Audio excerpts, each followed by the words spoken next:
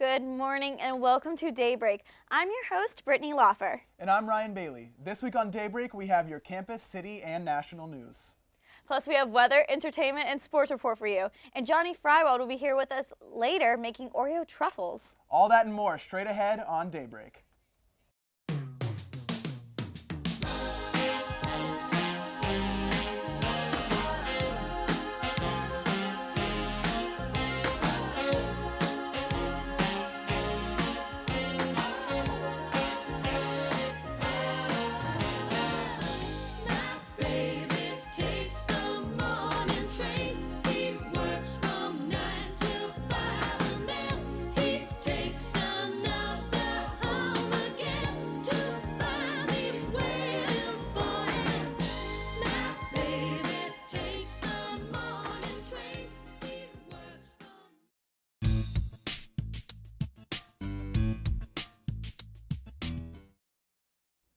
In campus news this week, university officials recently raised drug and alcohol sanctions significantly, in some cases up to 500% more than what they used to be.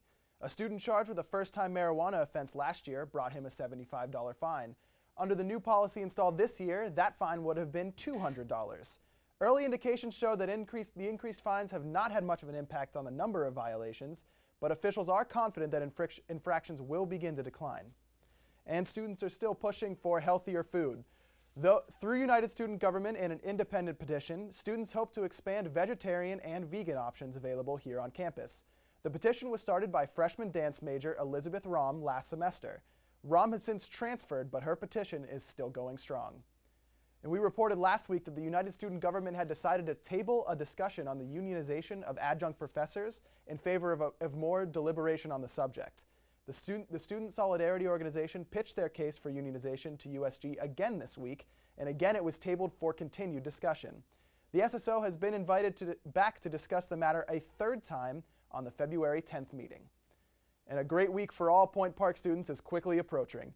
From February 11th through the 16th, it is Random Act of Kindness Week. The Random Act of Kindness Foundation is a nonprofit organization that started this week. People are encouraged to pay it forward and make someone feel special. Point Park's Campus Activities Board is helping by promoting Moral Mondays. Each Monday, a new flyer will be pinned to the bulletin boards around campus, spreading the awareness of social issues. So make sure to check those bulletin boards to see how you can get involved. And that's all for your campus news. Now here's Brittany with City News.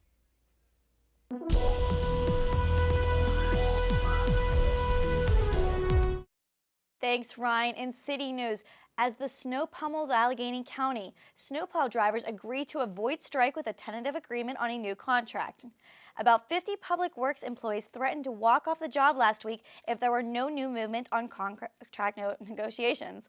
The union drivers' last contract expired in December 2012, and they had rejected the first offer made by the county. Teamsters Local 249 President Joe Rossi told WTAE last week, "I'm happy that we have a tentative agreement with Allegheny County. We're not going to be striking tonight." The drivers plow and snow about 640 miles of roads in Allegheny County. Spider-Man wasn't playing hero last Tuesday. Allegheny County police say a man was spotted wearing a Spider-Man mask while robbing a Coriopolis bank. The robbery occurred around 9:40 a.m. at the ESP Bank on 5th Avenue when a man leapt over the counter and ordered the teller to open the cash drawer.